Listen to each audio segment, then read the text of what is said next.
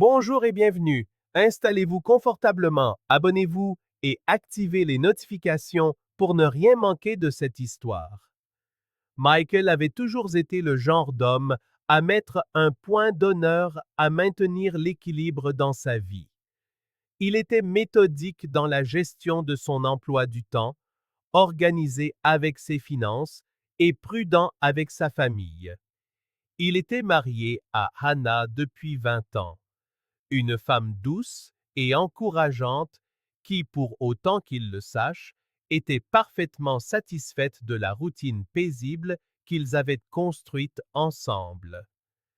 Jacob et Sophie, leurs deux adolescents, grandissaient dans un foyer sans extravagance, mais rempli de structure et de présence.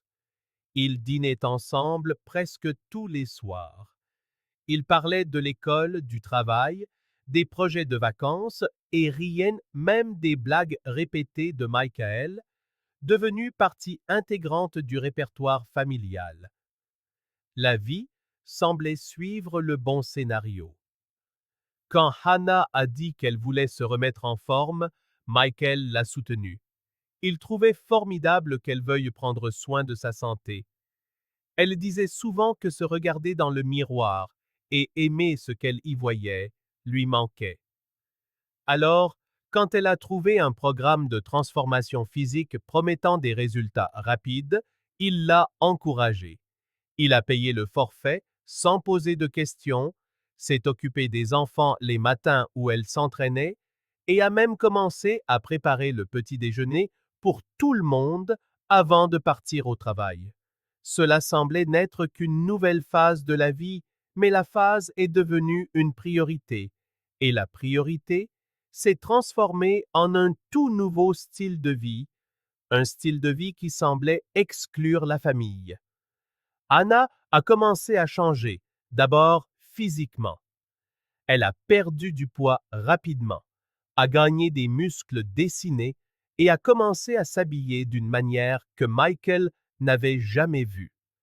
Sa vieille garde-robe a été remplacée par des tenues de sport, des shorts courts, des hauts moulants, avec de nouveaux ensembles chaque semaine.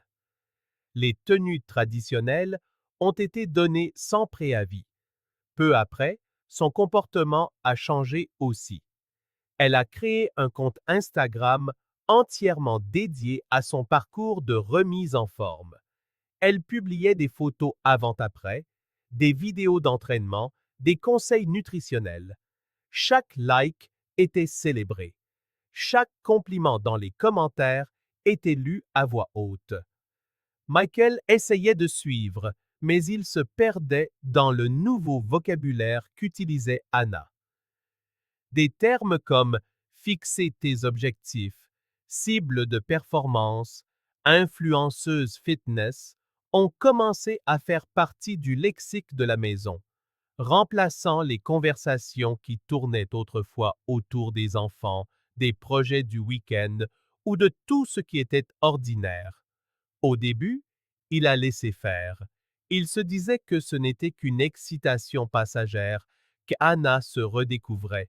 Mais les matinées où elle partait s'entraîner sont devenues plus longues. Les déjeuners familiaux du dimanche étaient annulés car elle devait enregistrer du contenu.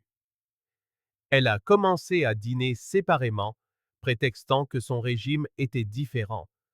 Les enfants ont commencé à se plaindre de l'absence de leur mère, mais Michael leur a demandé d'être patient.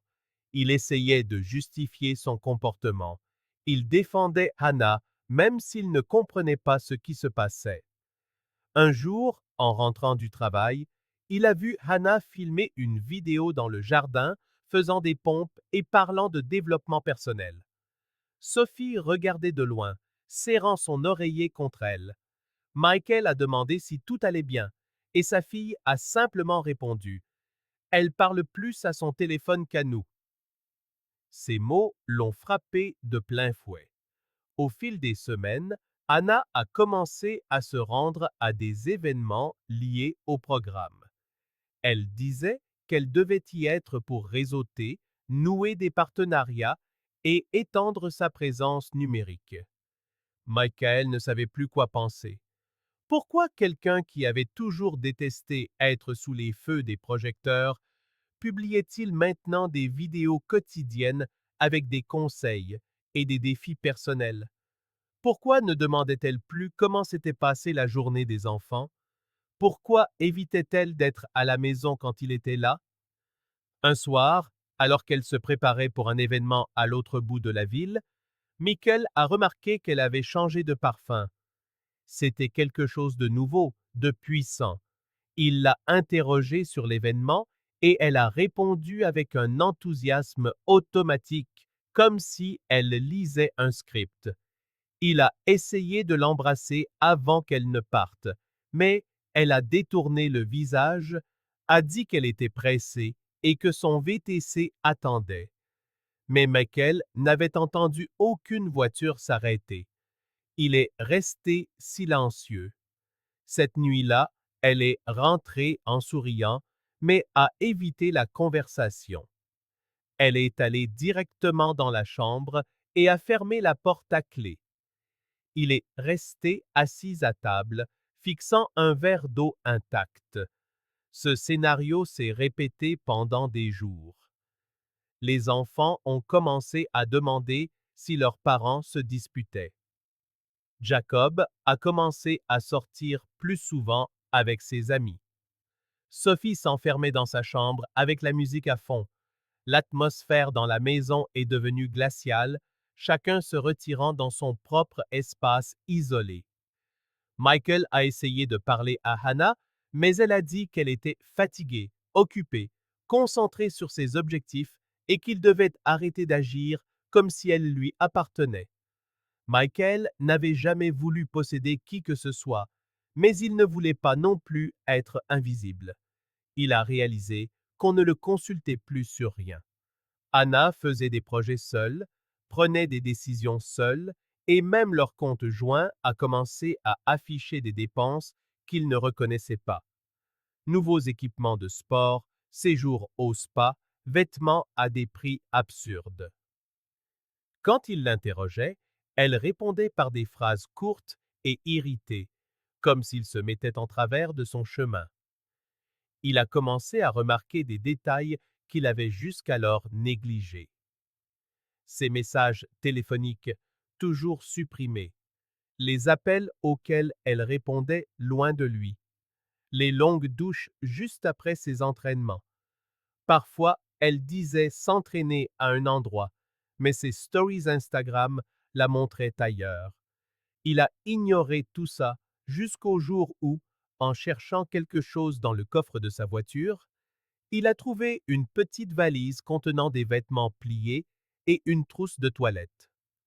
Michael a dégluti difficilement. Il essayait encore de se convaincre qu'il y avait une explication logique. Mais c'était un mensonge qu'il voulait se raconter, car l'alternative était trop douloureuse. Ce soir-là, il a contacté Janet, une amie proche, qui était comme une sœur pour eux deux. Il lui a tout raconté. Pour la première fois, il a dit à voix haute qu'il pensait que Hannah voyait peut-être quelqu'un d'autre. Janet était choquée, mais ne l'a pas mis en doute. Au contraire, elle a dit qu'elle aussi avait remarqué que le comportement de Hannah était étrange, mais ne savait pas si elle devait s'en mêler.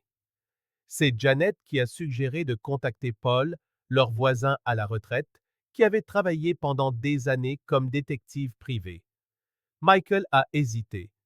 Il avait honte, comme si la trahison n'était encore qu'une possibilité et qu'il condamnait déjà Anna prématurément. Mais au fond de lui, il savait que ce n'était pas de la paranoïa. Quelque chose n'allait vraiment pas et il était prêt à le découvrir. Michael a rencontré Paul le lendemain après-midi, portant seulement le regard lourd d'un homme qui suspectait trop et savait trop peu. Il lui a raconté l'essentiel sans fioriture, a dit qu'il craignait d'être trompé, que quelque chose avait changé chez sa femme, que ses histoires ne tenaient plus la route. Paul a écouté en silence, et à la fin a posé une seule question. Voulez-vous vraiment connaître la vérité, même si elle fait mal? Michael a hoché la tête. C'était la question qu'il redoutait le plus, mais aussi celle qu'il avait besoin d'entendre, car au fond, une partie de lui connaissait déjà la réponse. Il ne manquait plus que les preuves. Paul a commencé par expliquer ce qu'il devait observer.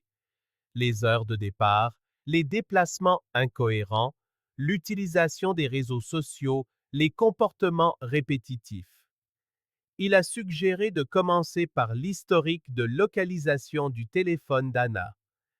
Michael savait qu'elle utilisait un iPhone et que leurs appareils étaient synchronisés. Il a suffi de se connecter à l'historique de localisation d'iCloud pour afficher une carte avec des tracés et des horodatages. Au début, tout semblait normal, mais il y avait des lacunes. Des entraînements prévus dans une salle de sport du centre-ville montraient des localisations dans un quartier complètement différent. Plusieurs enregistrements correspondaient à une adresse spécifique, un immeuble résidentiel à Uptown Dallas. Pendant une semaine, Paul a soigneusement analysé toutes les données. Il a construit un tableau avec les dates, les heures et les lieux fréquentés. Anna quittait la maison en tenue de sport, publiait des stories, mais le GPS montrait qu'elle ne faisait que passer près de la salle. Au lieu de ça, elle s'arrêtait sur des parkings d'hôtels ou dans ce même immeuble résidentiel. Cela commençait à paraître trop orchestré pour être une coïncidence. L'estomac de Michael se nouait à chaque nouveau détail. Pendant ce temps, Janet était chargée de surveiller les réseaux sociaux d'Anna. Elle a créé un faux profil et a commencé à interagir avec le compte de fitness d'Hannah. Progressivement, elle a eu accès à du contenu privé et à des interactions cachées. C'est là qu'un nom a fait surface. Chase Morrison, jeune coach personnel, spécialiste des transformations radicales, avec des dizaines de clientes louant ses résultats et surtout l'attention qu'il leur portait. Janet a consulté l'historique des publications et a trouvé plusieurs likes de Chase sur d'anciennes photos de Hannah. Mais c'est dans un direct archivé qu'elle a remarqué l'intimité entre eux. Anna appelait Chase mon guide et riait à des blagues qu'il faisait dans le chat. C'était plus que du professionnalisme.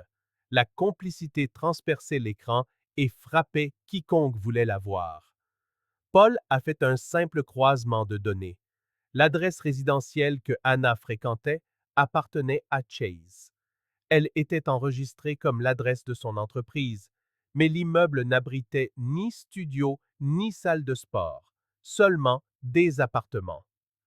Le coup le plus dur est venu lorsque Paul a obtenu des enregistrements de caméras de surveillance d'un parking voisin. À au moins 3 reprises, on voyait Anna entrer et sortir des heures plus tard. Les images étaient horodatées, sans aucune place à l'interprétation. Les rendez-vous étaient réels. Les heures correspondaient aux jours où elle prétendait être en séance d'entraînement intensif. Michael avait l'impression de voir son propre monde s'effondrer, image par image. Ce n'était plus de la spéculation, c'était des preuves. Et la douleur de voir cela confirmé était plus grande qu'il ne l'imaginait. Au début, il avait même souhaité avoir tort, mais maintenant, avec chaque point connecté, il ne restait qu'un silence rempli de honte, de colère et de frustration. Au-delà des lieux et des images, Paul a également accédé à l'historique de navigation d'Anna sur son ordinateur personnel. Michael a hésité, mais a donné sa permission.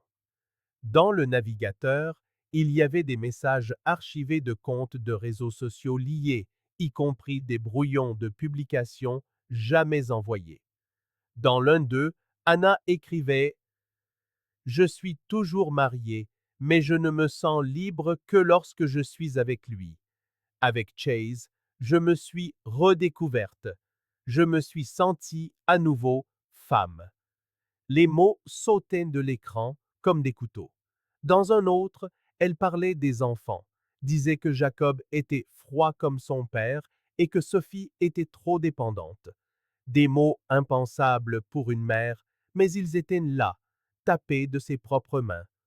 Le plus difficile pour Michael fut de trouver le brouillon d'un message d'adieu, comme si Anna avait prévu de quitter la maison. Elle écrivait qu'elle aimait les enfants, mais qu'elle devait penser à elle, que vivre avec Michael était confortable, mais que ce n'était plus suffisant, qu'elle se sentait piégée dans une vie où personne ne la voyait plus comme une femme, seulement comme une mère, une épouse, une routine. Paul a demandé s'il voulait continuer à enquêter. Michael a dit qu'il en avait assez vu. Il a sauvegardé toutes les preuves sur une clé USB. Janet a fait des copies des captures d'écran. C'était comme préparer un dossier pour un tribunal, mais le procès était intérieur. L'accusé était son propre cœur, et le verdict avait déjà été rendu. Michael a attendu le bon moment, et il est arrivé un dimanche soir quand Hannah est rentrée d'une soi-disant conférence de fitness. Elle est entrée en souriant, avec un éclat exagéré dans les yeux, tenant des sacs de cadeaux publicitaires et agissant comme si elle vivait l'apogée de sa vie. Elle parlait fort au téléphone, mentionnait de nouveaux abonnés, des partenariats potentiels, de futures invitations à des événements.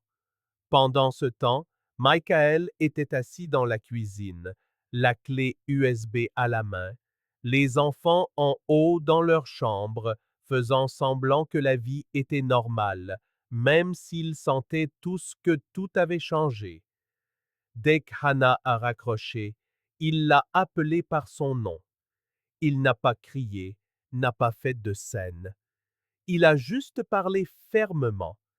Elle était encore excitée, demandant s'il voulait voir les photos qu'elle avait prises, les conférences, les influenceurs qu'elle avait rencontrés. Il a répondu qu'il devait d'abord lui montrer quelque chose. Il a ouvert son ordinateur portable, a branché la clé USB et, sans introduction, a lancé la lecture d'une vidéo de surveillance. Il a fallu quelques secondes à Hannah pour comprendre. Elle a regardé l'écran, puis Michael. L'image était claire. Elle et Chase entrant ensemble dans un hôtel. La séquence les montrait parlant intimement, riant, se tenant la main en entrant et sortant des heures plus tard. Anna s'est figée. Elle a essayé de changer de sujet, a dit qu'elle n'arrivait pas à croire qu'il avait espionné sa vie. Michael est resté silencieux et a cliqué sur un autre fichier. C'étaient les captures d'écran des messages archivés, y compris ceux où elle parlait avec mépris de sa propre famille. Elle l'a supplié d'arrêter, a affirmé qu'elle était exposée, qu'il n'avait pas le droit d'envahir sa vie privée. Il a calmement répondu que ce qu'elle appelait sa vie privée, il appelait ça une trahison. Elle s'est mise à pleurer, mais pas de culpabilité. Cela ressemblait plus à de la colère d'avoir été démasquée. Elle a dit qu'il avait toujours été contrôlant, qu'il ne l'avait jamais vraiment soutenue, qu'il voulait seulement une femme soumise et invisible. Michael, les yeux fixés sur elle, a répondu qu'elle pouvait dire ce qu'elle voulait, mais que rien n'effacerait les preuves. Il a dit que leur mariage était devenu un mensonge et qu'il était temps d'arrêter de faire semblant pour les enfants, pour leurs amis, pour eux-mêmes. Anna s'est levée, a fait les 100 pas dans le salon, a essayé de soutenir que ce n'était pas exactement comme ça, que Chase la faisait se sentir vivante, désirée, comme elle ne s'était pas sentie depuis des années. Elle a dit qu'avec Michael, elle se sentait invisible, avalée par une routine qui l'effaçait. Il a écouté sans l'interrompre. Quand elle a eu fini, il a pris une profonde inspiration et est allé droit au but. Si tu veux cette nouvelle vie, va la vivre. Mais tu sors par cette porte aujourd'hui. Tu regarderas nos enfants dans les yeux quand tu seras prête à leur dire la vérité. D'ici là, tu ne verras ni Jacob ni Sophie. Elle est restée silencieuse quelques secondes, s'attendant à ce qu'ils s'adoucissent, cèdent, reculent. Mais il n'y avait plus aucune hésitation. L'homme en face d'elle n'était plus celui qu'elle avait émotionnellement abandonné des mois auparavant. Il avait dépassé le doute pour atteindre la clarté. Cette conversation n'était plus une demande d'explication. C'était une décision. Michael avait déjà tourné la page en lui-même. Maintenant, il ne faisait qu'annoncer la fin. Hannah a commencé à faire ses valises. A pris une valise dans le placard, quelques vêtements, des objets personnels. Elle a dit qu'elle reviendrait un autre jour pour le reste. Michael a simplement répondu qu'elle devait le prévenir à l'avance pour que lui et les enfants ne soient pas à la maison. Elle a essayé de dire qu'elle les aimait toujours, que rien de tout cela ne changeait l'amour qu'elle portait à ses enfants. Michael a écouté en silence, mais son regard montrait que l'amour ne se mesure pas aux paroles prononcées en partant. Il se mesure aux actions posées quand on a encore le choix. Avant de partir, elle a regardé autour d'elle dans la maison, comme si elle attendait un geste, un au revoir, peut-être même un regret de dernière minute. Mais le seul son fut celui de la porte se refermant derrière elle. Michael est monté, a appelé les enfants, s'est assis avec eux sur le canapé et leur a dit la vérité, sans fioritures, sans accusations inventées, sans chercher à protéger l'image de qui que ce soit. Il a simplement dit que leur mère avait fait des choix et qu'à partir de ce jour, les choses seraient différentes. Sophie a pleuré. Jacob est resté silencieux un long moment. Michael les a serrés dans ses bras, leur a demandé de ne pas haïr leur mère, mais de comprendre que personne n'est obligé d'accepter le mensonge comme partie intégrante du quotidien. Il a dit qu'être triste ne les rendait pas faibles, mais humains, et que là, entre eux trois, une nouvelle sorte de famille naissait, avec plus de vérité, même si avec moins de personnes. Cette nuit-là, il s'est couché seul dans son lit. La chambre semblait plus grande. Le silence était lourd, mais il apportait aussi un soulagement. Pour la première fois depuis longtemps, il n'y avait plus de doute. Il connaissait la douleur de la vérité, mais il sentait aussi le pouvoir qu'elle portait. Sa vie avait été détruite par quelqu'un qui se cherchait, mais il avait encore ses enfants, sa maison, une conscience tranquille. Et maintenant, plus que jamais, il savait qu'il était sur la bonne voie. Les semaines qui ont suivi ont été calmes, mais pleines de mouvements intérieurs.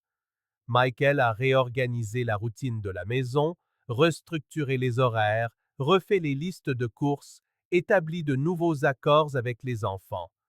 Jacob a commencé à aider aux tâches simples, tandis que Sophie a commencé à rejoindre son père en cuisine, une chose pour laquelle elle n'avait jamais montré d'intérêt auparavant. La maison, même avec une absence que tout le monde ressentait, est devenue plus légère.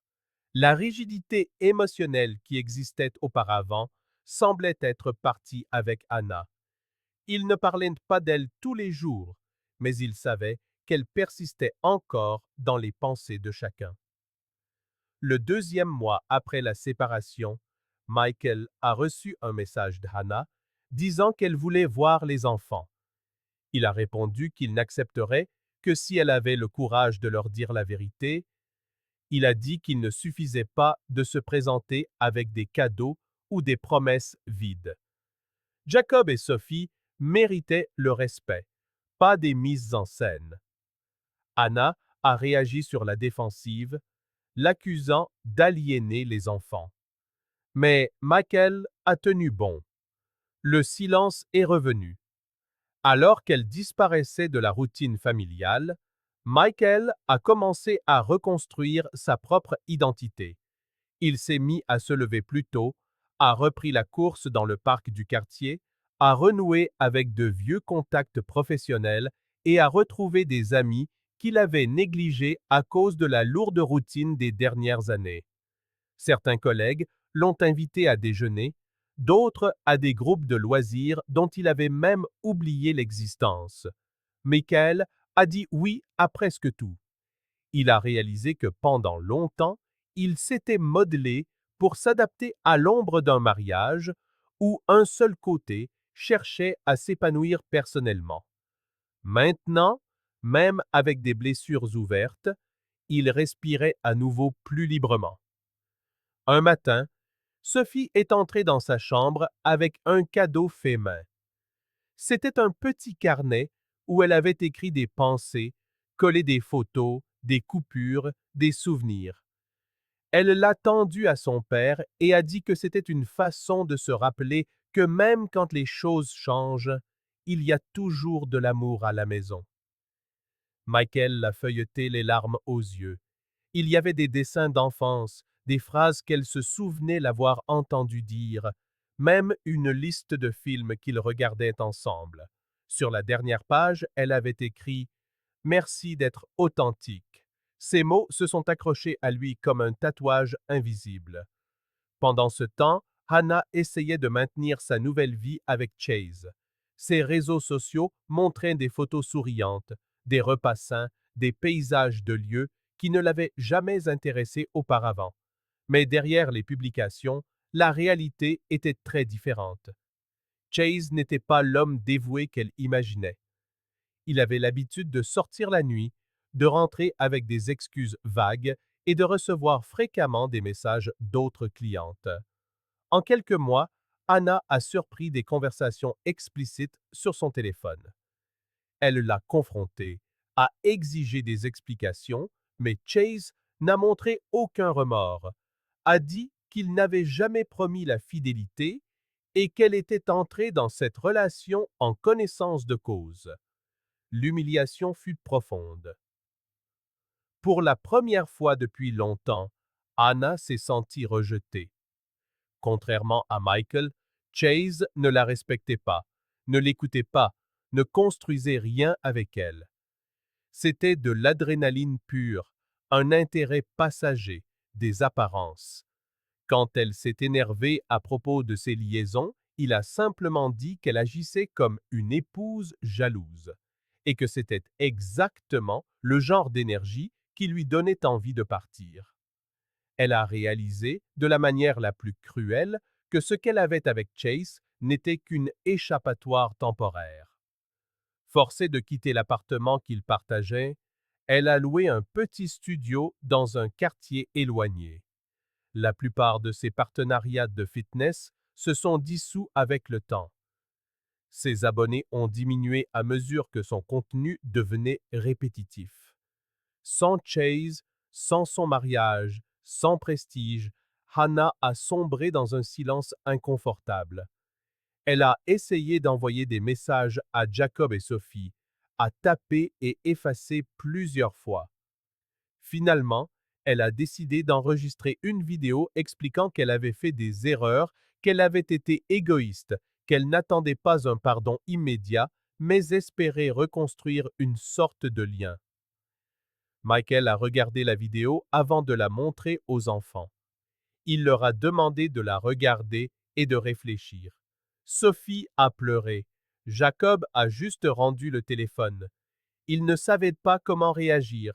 Il était trop tôt pour savoir quoi faire de cela. Michael, sans les pousser, a dit que le temps ferait son œuvre. Aucun d'eux n'était obligé de pardonner tout de suite, mais ils n'avaient pas non plus besoin de porter de la haine. Au 4e mois, Michael a décidé de vendre sa vieille voiture et d'en acheter une plus petite et plus économique. Il a voyagé avec les enfants pour rendre visite à leurs grands-parents. Ils ont passé un week-end loin de la ville, loin des regards, loin des souvenirs qui se heurtaient encore au présent. Sur la route du retour, Jacob prononça des mots que Michael n'oublierait jamais. Je croyais que nous étions une famille parfaite. Maintenant, Je vois bien que nous passions notre temps à essayer d'empêcher que tout s'effondre. Mais quel serra plus fort le volant? Maintenant, nous sommes une famille honnête, répondit-il. Et ça vaut bien plus que toutes les apparences du monde. 6 mois s'étaient écoulés depuis la séparation. La maison avait trouvé un nouveau rythme. Un rythme fait de moins de pression et de plus de vérité. L'absence d'Anna était toujours palpable, mais elle n'occupait plus chaque recoin de leur existence. Michael se redécouvrait dans les petits riens du quotidien. Préparer le petit déjeuner, aider Sophie avec ses devoirs, écouter Jacob se confier sur ses histoires d'amitié. Il sentait que la douleur s'était muée en un carburant, forgeant une nouvelle version du père et de l'homme qu'il n'aurait jamais imaginé devoir devenir. Anna lui envoya un dernier message. Elle disait regretter presque tout, sauf ce jour où, face au miroir, elle avait compris qu'elle ne voulait plus faire semblant. Michael lut le message, glissa son téléphone dans un tiroir et reprit le cours de sa journée avec les enfants. Le pardon n'exigeait pas de réponse immédiate. Il exigeait avant tout la paix intérieure. Et cette paix, Michael apprenait à la cultiver précieusement jour après jour. Merci d'avoir suivi cette histoire.